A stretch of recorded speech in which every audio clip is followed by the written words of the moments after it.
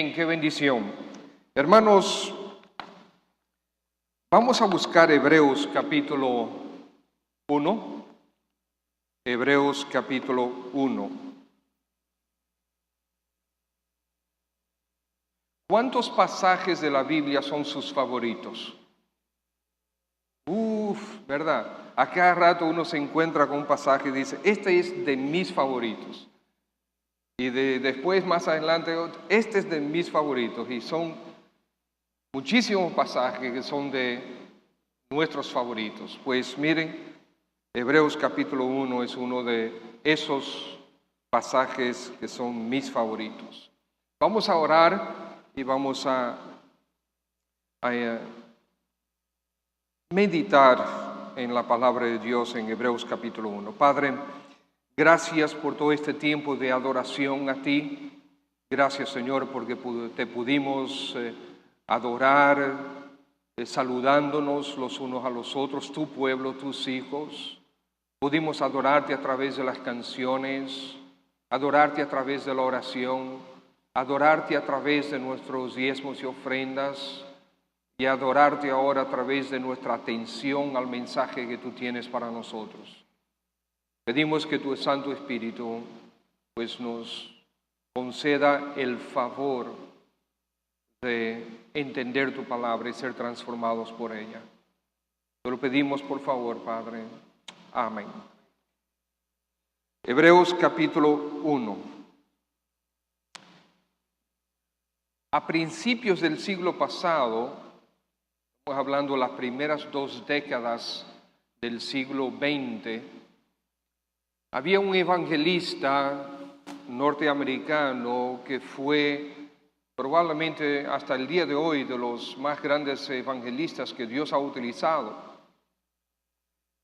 Se llamaba Billy Sunday. Él en una oportunidad dijo lo siguiente: si nuestra principal necesidad hubiese sido educación, Dios nos hubiera enviado un educador. Si nuestra principal necesidad hubiese sido la tecnología, Dios nos hubiera enviado un científico. Si nuestra principal necesidad hubiera sido dinero, Dios nos hubiera enviado un economista. Si nuestra principal necesidad hubiese sido el entretenimiento, Dios nos hubiese enviado un artista. Pero como nuestra principal necesidad era el perdón, entonces Dios nos envió un Salvador. Nuestro Señor Jesucristo es el más grande y excelente nombre que existe. Y eso es lo que nosotros vemos en todo el libro de Hebreos. Pero comenzamos con un buen resumen aquí en capítulo 1.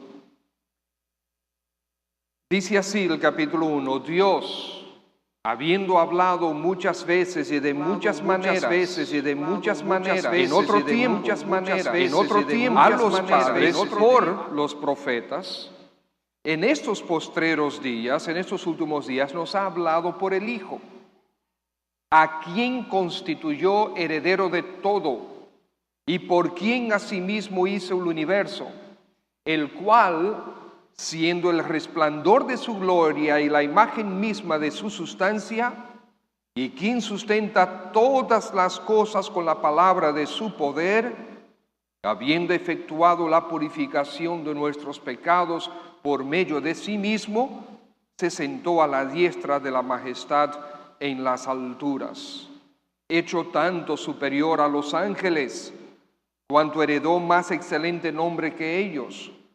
Porque ¿a cuál de los ángeles dijo Dios jamás? Y fíjense ahí los 2 puntos. ¿A cuál de los ángeles dijo Dios jamás? O sea, que dijo lo siguiente: mi hijo eres tú, yo te he engendrado hoy. Y otra vez, 2 puntos. Yo seré a él padre y él me será a mí hijo. ¿A cuál de los ángeles dijo Dios esto? Y otra vez, versículo 6, Cuando introduce al primogénito en el mundo, el Padre dice: adórenle todos los ángeles de Dios. Ciertamente de los ángeles dice, o sea, acerca de los ángeles dice, el que hace a sus ángeles espíritus y a sus ministros llama de fuego. Mas del Hijo, o sea, acerca del Hijo dice: tu trono, oh Dios, por el siglo del siglo. Cetro de equidad es el cetro de tu reino. Has amado la justicia y aborrecido la maldad, por lo cual te ungió Dios, el Dios tuyo, con óleo de alegría más que a tus compañeros. Y, o sea, algo más que Dios dice, tú, oh Señor, en el principio fundaste la tierra y los cielos son obra de tus manos. Ellos perecerán, mas tú permaneces, y todos ellos se envejecerán como una vestidura, y como un vestido los envolverás y serán mudados, pero tú eres el mismo y tus años no acabarán. Pues, ¿a cuál de los ángeles dijo Dios jamás: siéntate a mi diestra hasta que ponga tus enemigos por estrado de tus pies? ¿No son todos espíritus ministradores enviados para servicio a favor de los que serán herederos de la salvación? O sea, nosotros.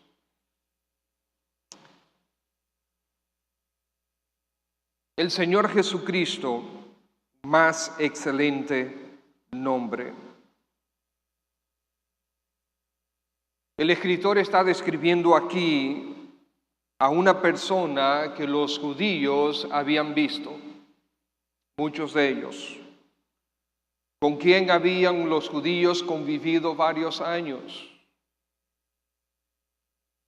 Observaron su humanidad y observaron su deidad. Y esto es lo que la deidad de Cristo principalmente es lo que el autor de Hebreos describe. No sabemos con seguridad quién fue que escribió Hebreos. Muchos están completamente convencidos que fue el apóstol Pablo. Realmente, yo no soy lingüista, ni cerca de ello, pero hay muchísimas cosas en el libro que se parecen al apóstol Pablo. Pero hay muchísimas otras que no, que encontramos en todas las epístolas de Pablo, pero no la encontramos en Hebreos. El hecho es que no sabemos con seguridad quién fue, pero qué libro.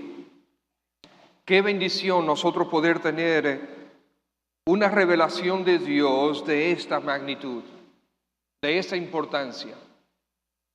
Que el objetivo de este libro es demostrarle a los judíos quién es el Señor Jesucristo. Y él comienza en el capítulo 1 mostrando que él tiene un más excelente nombre. En el capítulo 2 dice que él es superior a Moisés. De ahí en adelante sigue diciendo que es superior a la ley, que es superior a los sacrificios, etc. Un más excelente nombre. Aquí vemos que el Señor Jesucristo tiene un más excelente nombre porque es superior a toda la creación. Piensa en el versículo 2. En el versículo 2 dice: por quien asimismo que hizo el universo. El Señor Jesucristo es el creador. Dice el versículo 3 que Él es la imagen misma de Dios. Es el resplandor de su gloria, la imagen misma de su sustancia. Cuando tú estás refiriéndote a una persona esta persona es el resplandor de Dios.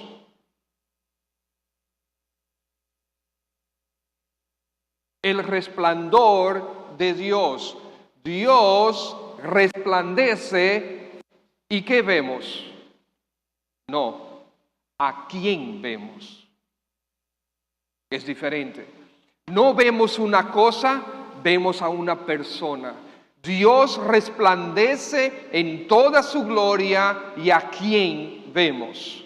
Al Señor Jesucristo, es lo que está diciendo aquí Hebreos. La imagen misma de su sustancia.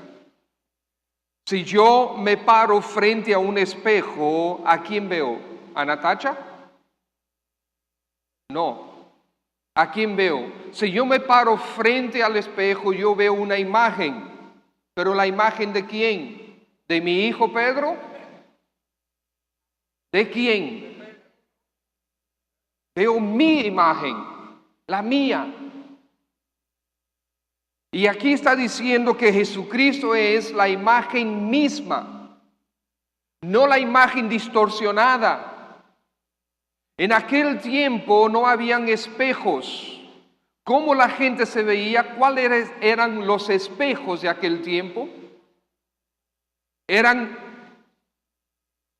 metales bien pulidos, principalmente el bronce, bien pulido, y la gente se veía en el bronce, pero jamás se veían como nosotros hoy tenemos los espejos. A veces ellos se iban a un lago, a un sitio donde había agua que estaba bien tranquila y era de día, entonces se veían en la imagen y eso a veces reflejaba mejor que el bronce pulido.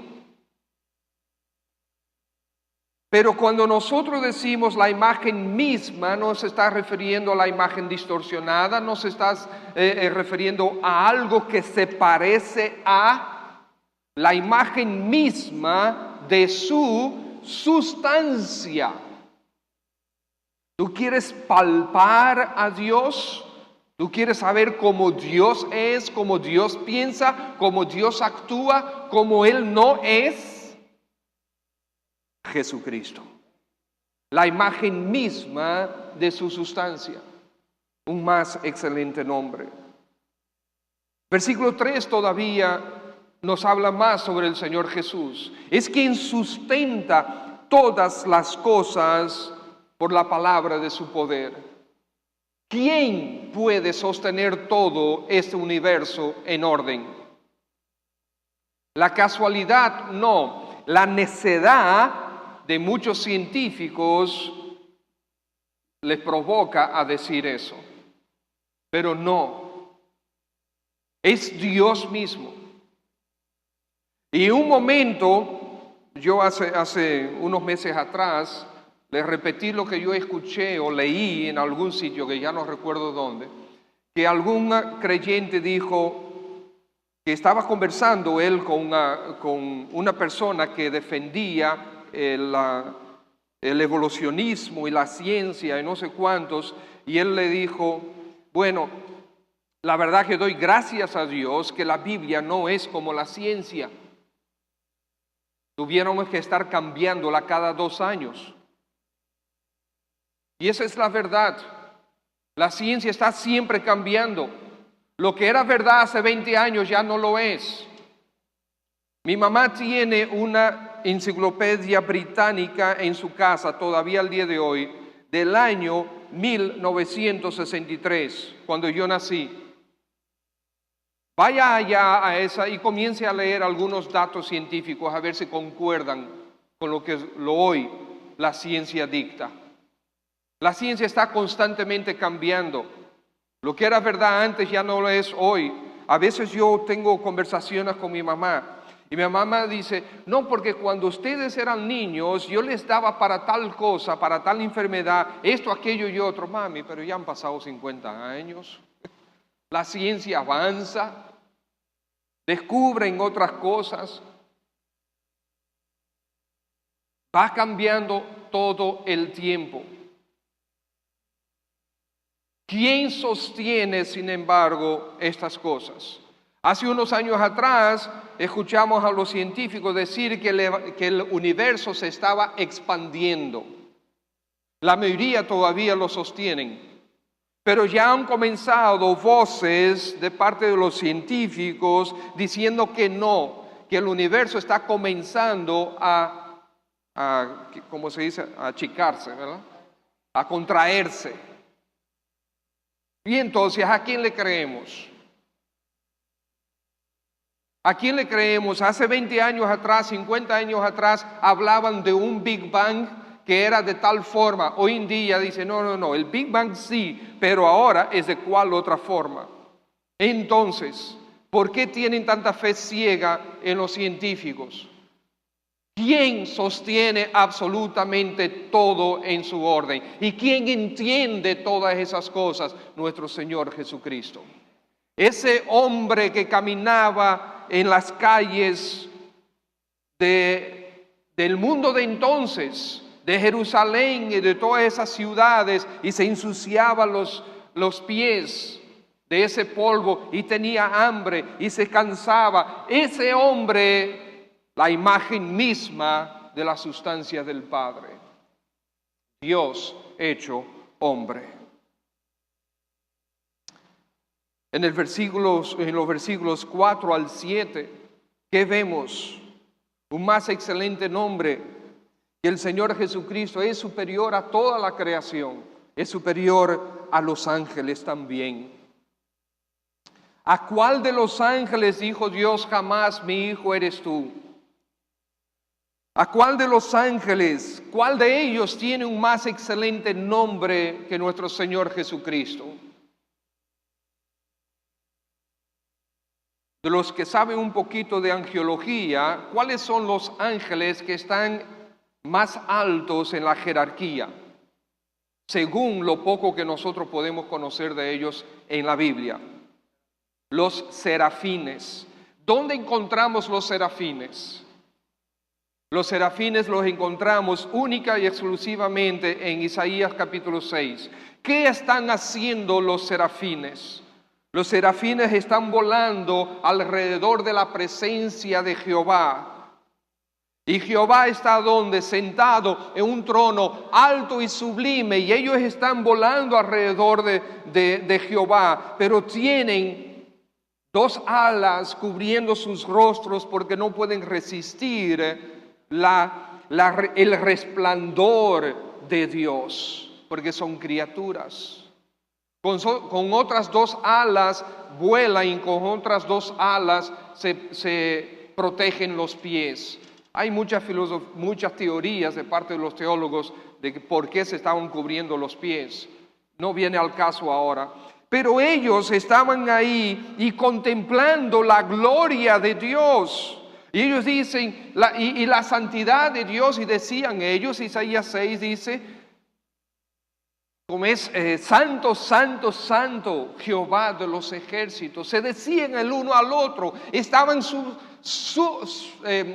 sumamente sorprendidos de la santidad de Dios. Y cuando Isaías ve a este Jehová, esta visión, él dice, ay mi madre, esto es en dominicano, ay mi madre, ya estoy muerto ya. Y entonces encontramos en Juan, Evangelio según San Juan, capítulo 12, versículo 39 al 42, que el Espíritu de Dios inspira a Juan a decir que a quien vio Isaías fue al Señor Jesucristo.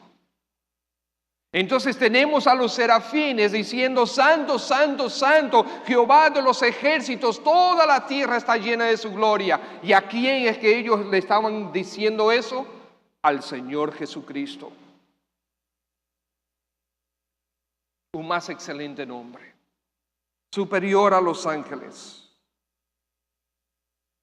En el principio era el Verbo, y el Verbo era con Dios, y el Verbo era Dios.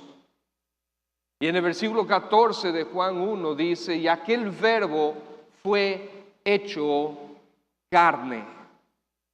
Y vimos su gloria, y habitó entre nosotros, y vimos su gloria, gloria como la del unigénito del Padre, lleno de gloria y verdad. Nuestro Señor Jesucristo.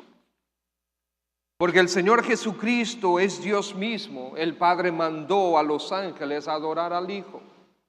Fíjense ahí lo que dice. Versículo 6. Adórenle. ¿Quién está hablando? El Padre es quien está hablando aquí. Y el Padre dice, adórenle todos los ángeles de Dios. Dios Padre da claras instrucciones, muy claras instrucciones, que los ángeles tenían que adorar al Hijo. Pregunta, cuando el Señor Jesús nació, ¿qué fue lo que vieron los pastores en el cielo? A una hueste de ángeles haciendo ¿qué? Adorando al niño que había nacido. Adórenle todos los ángeles. Otra cosa, si el Señor Jesucristo no es Dios, entonces el Padre está cometiendo idolatría. Porque el Padre está diciendo a los ángeles que adoren a este niño. El Padre está diciendo a los ángeles que adoren al Hijo. Si el Hijo no es Dios, el Padre está cometiendo idolatría y está mandando a los ángeles a que idolatren. Porque no podemos adorar absolutamente a nadie más que no sea Dios mismo. Pero como Él es el resplandor de su gloria y la imagen misma de su sustancia, Él es Dios. Él es merecedor de toda nuestra adoración. No solamente de parte de los ángeles, sino de tuya y mía. Cuando tú vienes a la iglesia, cuando tú cierras tus ojos para orar, para dar gracias por la iglesia, por los alimentos, para orar en la mañana, para orar en la noche, para orar en cualquier momento. ¿Estás tú orando a un ser indefinido en tu mente? ¿O realmente estás consciente que nuestro Señor Jesucristo es a quien tú te estás dirigiendo? Adórenle todos los ángeles. Filipenses capítulo 2, versículos 9 al 11. Filipenses 2, 9 al 11, ¿qué dice? Por lo cual Dios también lo exaltó al Señor Jesús hasta lo sumo y le dio un nombre que es sobre todo nombre, para que en el nombre de Jesús, ¿qué? Se doble toda rodilla de los que están ¿dónde? En los cielos. Pregunta, ¿quiénes están en los cielos? Los ángeles están en los cielos. Dios está en los cielos. Los que ya han muerto en Cristo están en los cielos. Todos van a doblar su rodilla delante del Señor. Dios, claro que no se dobla la rodilla delante de sí mismo. Eso es, yo espero que ustedes entiendan eso, ¿verdad? Y no tengan que explicarlo. Pero todos los demás doblaremos nuestras rodillas delante de Él. ¿Qué dice el primer y el segundo mandamiento? No tendrás dioses ajenos delante de mí. Y el segundo mandamiento, no te harás imagen ni ninguna semejanza de lo que está en los cielos, ni en la tierra, ni debajo de las aguas. Dice, no te inclinarás a ellas ni las honrarás. Por lo tanto, si nosotros vamos a doblar nuestra rodilla delante del Señor Jesucristo, o la Biblia nos está mandando a romper, a quebrantar el segundo mandamiento, o nuestro Señor Jesucristo es el Dios de gloria que merece toda nuestra adoración. Todos van a doblar su rodilla delante de Él. Él es nuestro Dios. El versículo 12 de Hechos 4 dice, y en ningún otro hay salvación. En ningún otro hay salvación. Porque no hay otro nombre bajo el cielo dado a los hombres en que podamos ser salvos.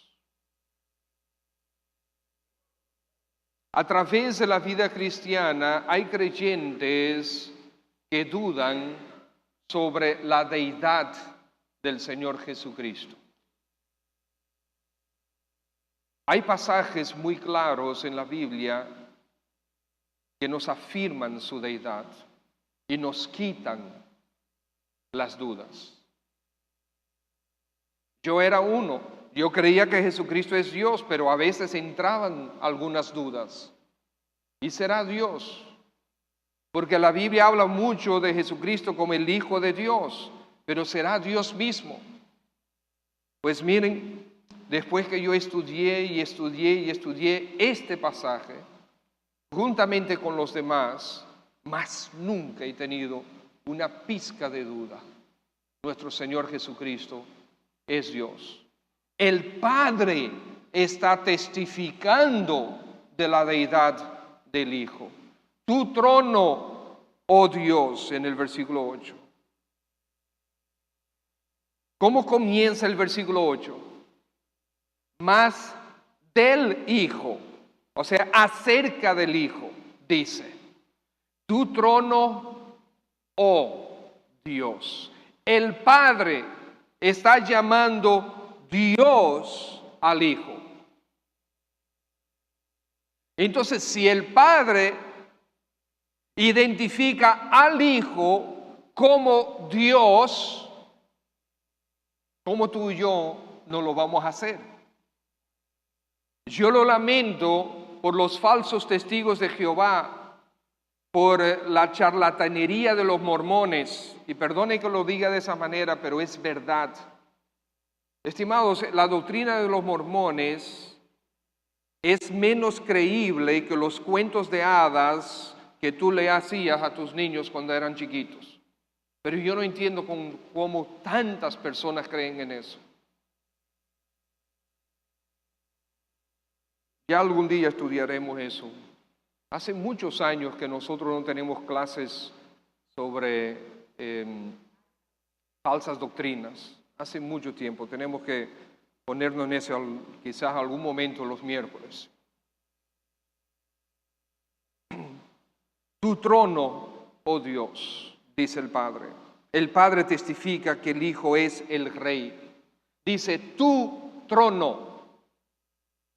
¿Quién está sentado en el trono? El siervo, el hijo del rey. No es el rey. El que se sienta en el trono es el rey. Y el Padre testifica sobre el Señor Jesús y dice, tu trono, oh Dios. El Padre testifica que el Hijo es Dios. Versículo 8 también dice, cetro de equidad es el cetro de tu reino. Bueno, antes de eso dice, por el siglo del siglo, tu trono, oh Dios, por el siglo del siglo. ¿De qué testifica ahí?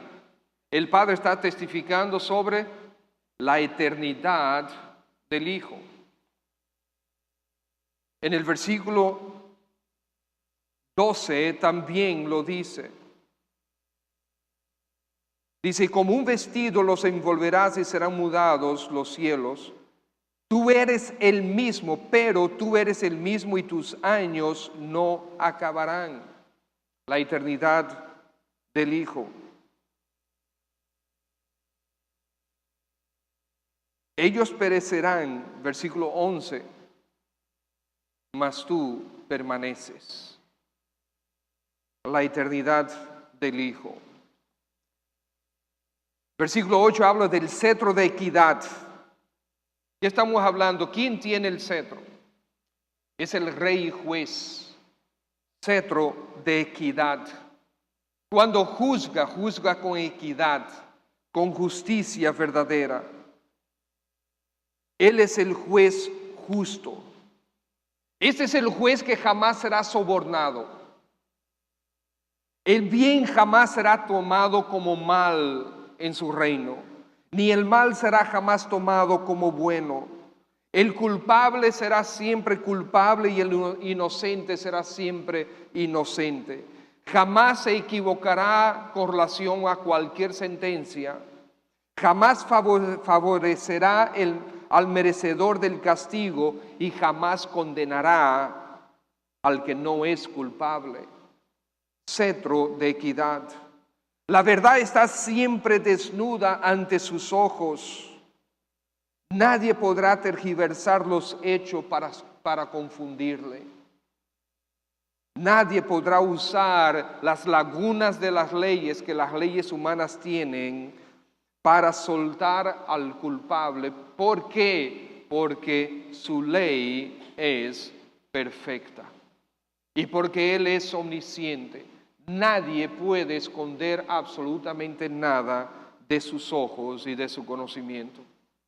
Cetro de equidad es el cetro de tu trono. Versículo 9, has amado justicia y aborrecido la maldad. Aquí está hablando de la santidad de nuestro Dios, de la santidad de nuestro Señor Jesús. Y la santidad es característica intrínseca de la persona de Cristo Jesús. Aun cuando un humano, no fue él arropado por la tragedia del pecado del hombre. Hebreos capítulo 4, versículo 15, dice que él fue uno que fue tentado en todo según nuestra semejanza. En todo fue tentado, pero sin pecado. Segundo a los Corintios 5, 21 dice, al que no conoció pecado por nosotros fue hecho pecado. Y 1 Pedro 2, 22 dice, el cual no hizo pecado, la santidad de nuestro Señor Jesús. Pero seguimos, versículo 10. El Padre testifica sobre el Hijo diciendo, tú, oh Señor. Dios Padre aquí establece la soberanía de nuestro Señor Jesús, la soberanía del Hijo. El término usado aquí se refiere o no se refiere a una persona cualquiera, a un señor cualquiera. El señor Pedro, el señor Juan, el señor Mateo, el señor Miguel. No. Aquí habla de un término que significa amo, implica autoridad, en posición y en función. Este término es usado dependiendo del contexto, tiene ya sea una connotación u otra. Pero el contexto en el que está usado, aquí se refiere pues a la máxima autoridad, al soberano. Nuestro Señor Jesucristo es el soberano. Versículo 10 dice, en el principio fundaste la tierra y los cielos son obra de tus manos. ¿Qué versículo de la Biblia te hace recordar esto? Génesis capítulo 1, versículo 1. En el principio creó Dios los cielos y la tierra. En el principio fundaste la tierra. El Padre hablando al Hijo, testificando sobre el Hijo. En el principio fundaste la tierra y los cielos son obra de tus manos. El Señor Jesucristo es el creador del universo. Versículo 13. Siéntate a mi diestra. El Señor Jesús es el Rey. Apocalipsis 19. Apocalipsis 19.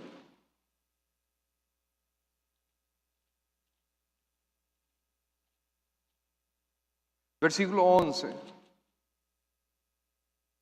Entonces vi el cielo abierto, y aquí un caballo blanco, y el que lo montaba se llamaba como Fiel y verdadero, y con justicia juzga y pelea.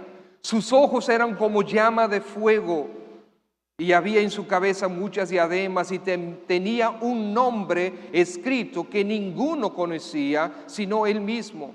Estaba vestido de una ropa teñida en sangre, y su nombre es el Verbo de Dios. Fíjense el versículo 16.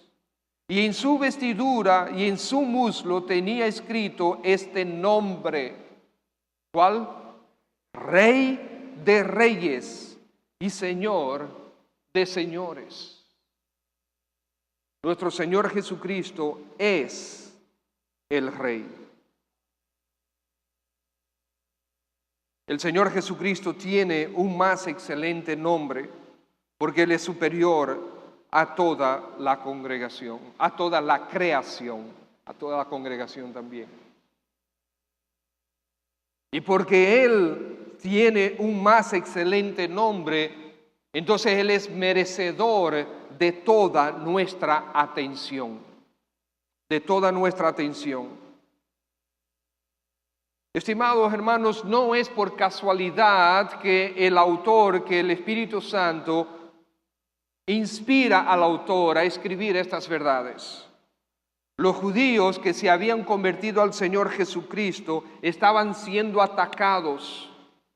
Había un grupo de judíos que defendían la ley y querían mantener la ley y estaban celosos de los apóstoles, de la enseñanza de los apóstoles, y muchos que por un lado habían creído, pero por el otro lado querían seguir con todo lo que la ley indicaba. Y entonces a los judíos que se convertían en otras áreas, no en Israel, sino en otras áreas, en otros países, ellos iban y trataban de convencerlos de que ellos, ahora cristianos, tenían como quiera, estaban obligados a cumplir la ley. Este libro está escrito para decirles, no, no es así. De hecho, si ustedes comienzan leyendo el capítulo 3, no lo hagan ahora, por favor, ustedes van a ver claramente que el autor dice, el Señor Jesús es superior a Moisés. En el capítulo 4, superior a la ley. No hay ya que cumplir la ley para salvación. Jesucristo es más que suficiente. No es por casualidad. El escritor establece aquí una gran cantidad de pruebas de que Jesús es más que un simple profeta, que Jesús es más que un simple hombre, que Jesús no es un ser angelical, Jesús es Dios. Y todo lo que hemos analizado hasta este momento no motiva nuestro corazón a adorarle con más fe, como decimos aquí, con más fe ahora. Un más excelente nombre es el Hijo de Dios. Dice aquí que debemos adorarle. Él es Dios mismo, su deidad lo establece, habla de su eternidad, habla de que Él es el justo, habla de su santidad, habla de su soberanía, que Él es el creador, que Él es el eterno, que Él es el Rey de reyes. ¿No es Él merecedor de toda nuestra atención?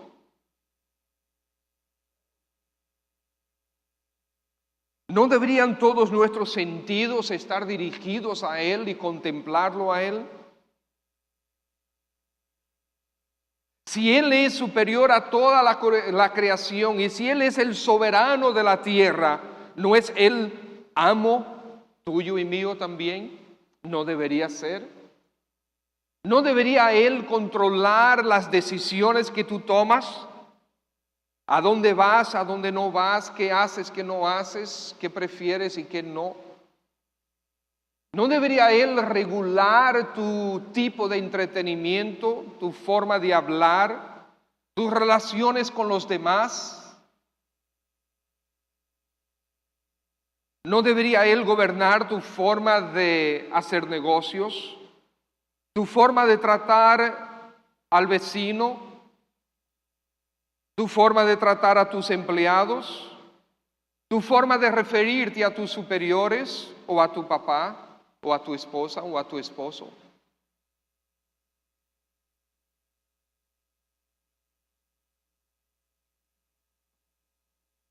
Él es merecedor de toda nuestra atención.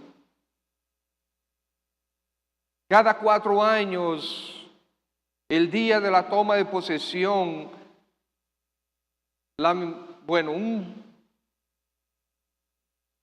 miles y miles y miles de dominicanos están concentrados en la televisión para escuchar qué el nuevo presidente quiere decir. Y están fijos, la atención de la población está dirigida allá.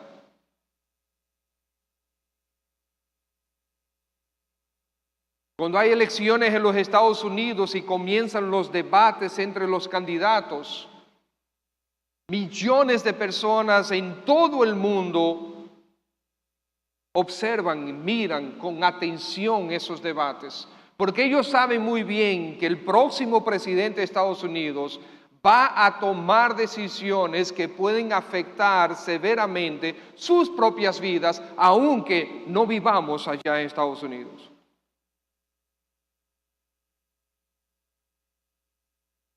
De las últimas debates que han habido allá, entre 40 y 50 millones de personas vieron los debates.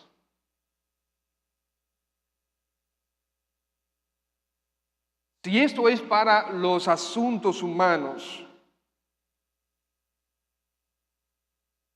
¿no es el nuestro Señor Jesucristo merecedor de toda nuestra atención?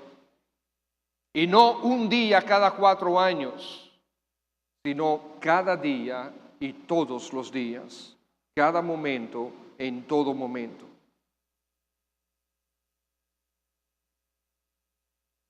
¿No es Él merecedor de toda tu atención?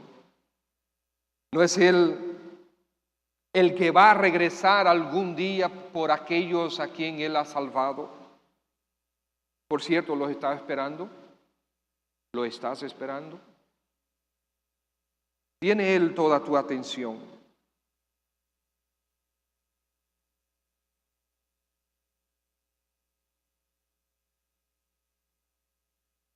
La iglesia de Cristo,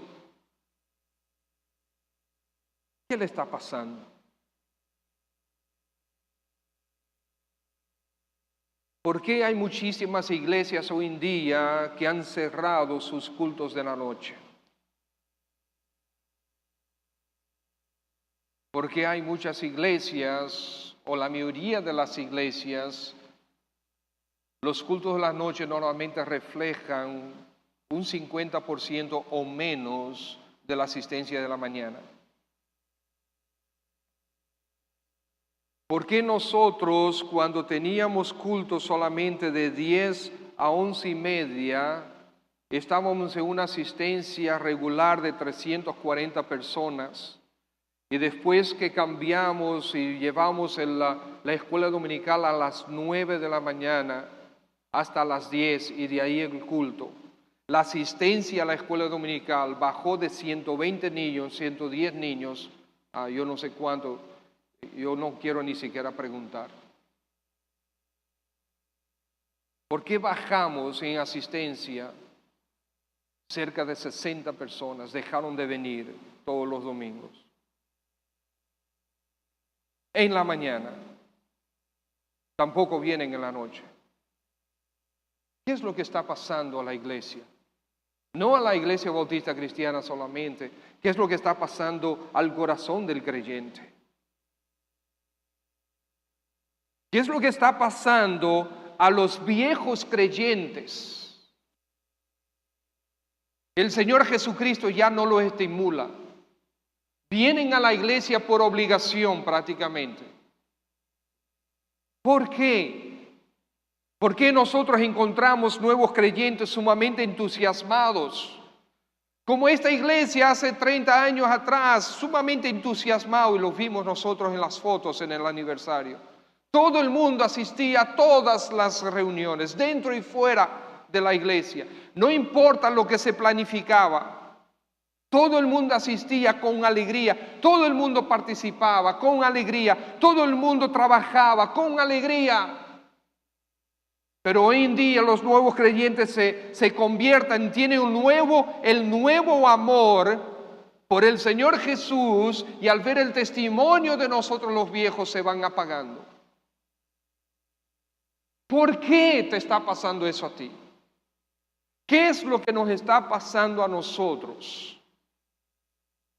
Me parece que no estamos mirando al Señor Jesucristo como debemos mirarle. Y no es en esta iglesia, no es solamente en Santo Domingo, es en todo el mundo prácticamente.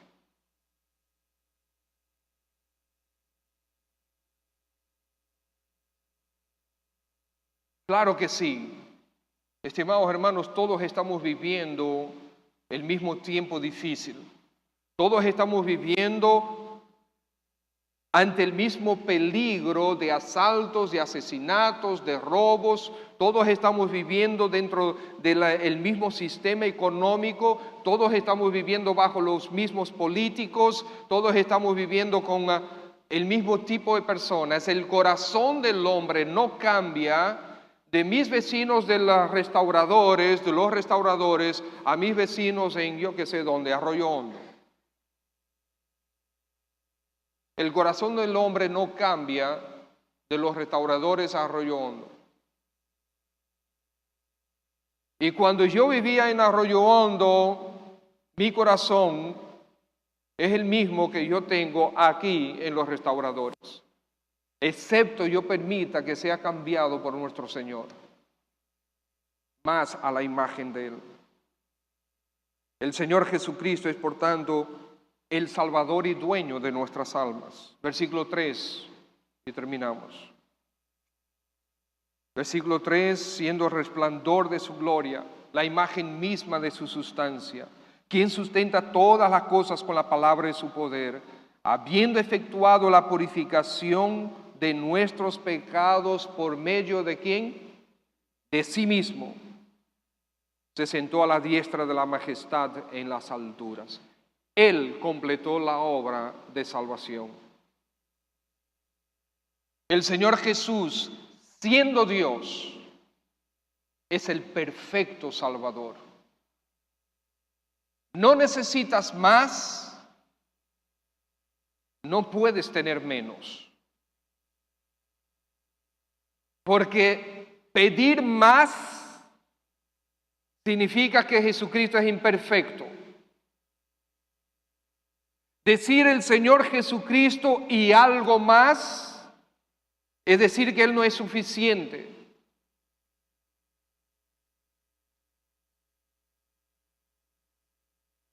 Y si el Señor Jesucristo no es suficiente para ti esta noche, entonces estás totalmente perdido, amigo mío. Totalmente perdido. Porque muchos han venido a las iglesias, se han insertado entre nosotros y durante mucho tiempo escuchan la palabra de Dios y adoran y cantan a Dios y estudian la palabra. Y están en nuestras oraciones, y están en nuestros cultos, y están en nuestras actividades de comunión. Están entre nosotros. Pero deciden que Jesucristo no es suficiente. Incluso en algún momento pudieron haber dicho que son cristianos. En el capítulo 6 de Hebreos, el autor se refiere a personas así. El versículo 4 dice, porque es imposible que los que una vez fueron iluminados y gustaron del don celestial y fueron hechos partícipes del Espíritu Santo y asimismo gustaron de la buena palabra de Dios y los poderes del siglo venidero y recayeron, sean otra vez renovados para arrepentimiento, crucificando de nuevo para sí mismos al Hijo de Dios y exponiéndolo a vituperio. Estimados, el Señor Jesucristo jamás será crucificado otra vez. Una vez y para siempre es el tema de los capítulos 7, 8 y 9 y 10. de aquí de Hebreos. Una vez y para siempre. Y si el Señor Jesucristo no es suficiente para ti, tú vas a quedar completamente perdido. Porque ninguna religión, ningún hombre, ningún nombre es más excelente que el nombre de nuestro Señor Jesucristo. En Él está nuestra esperanza, en Él está nuestra garantía. Él es nuestro Dios y Salvador Jesucristo. Y si esta noche no has confiado plenamente en Él como Salvador, pues he aquí, mejor Salvador que Él no puedes tener tú ni nadie. Confía en Él. Entrégate a Él. No confíes en tus razonamientos. No confíes en las palabras de hombres. Al final del día, todos perecerán. Dijo alguien una vez que el ateísmo se cura con la muerte. Porque una vez se mueran y se encuentren cara a cara con Dios, ahí se le acabó su ateísmo. Y el problema es que cuando se vean cara a cara con Dios, no va a ser para gloria eterna. Esa decisión está aquí. Y no estamos tratando de meterte miedo. Pero si no hubiese una pena eterna, si no hubiese un castigo eterno, si no hubiese un sufrimiento eterno, ninguno necesitaríamos un Salvador. El hecho de que el Señor Jesucristo bajó del cielo, Dios mismo bajó del cielo a morir por ti y por mí, para ser tu Salvador y mi Salvador, eso es clara evidencia de que hay una condenación. Tú necesitas un Salvador y Jesucristo es el Salvador. Hazlo tu Salvador. Padre, gracias en el nombre de Jesús por tu palabra. Bendecimos tu nombre. Te adoramos, mi Dios. Señor Jesús, gracias por todo lo que hiciste. Gracias por ser quien tú eres. Gracias por manifestarte de esta manera. Gracias, Padre, por testificar sobre tu Hijo, nuestro Señor Jesús. Gracias porque Él es merecedor, por lo tanto, de toda nuestra atención y adoración. Él es nuestro verdadero y todo suficiente Salvador. Si tú estás aquí esta noche y no has confiado en Él todavía como Salvador, ¿por qué no lo haces ahora? ¿Por qué no tomas la decisión de entregarte al Señor Jesús ahora? Y queremos ayudarte con eso. Y si tú quieres entregarte al Señor Jesús ahora, realmente una vez y para siempre, entregar lo que tú eres, lo que tienes, lo que serás, todo, entregarte, recibirle a Él como verdadero Dios y Salvador. Si quieres hacerlo, nosotros queremos ayudarte. No te vayas esta noche sin hablar con nosotros. Y hermanos en Cristo, creo que es hora de renovar nuestra apreciación de nuestro Señor Jesús. ¿A cuántos habrás tú y yo hecho caer? ¿A cuántos se habrán enfriado en la fe por ti y por mí? Porque tú y yo no estamos contemplando al Señor Jesús como debemos.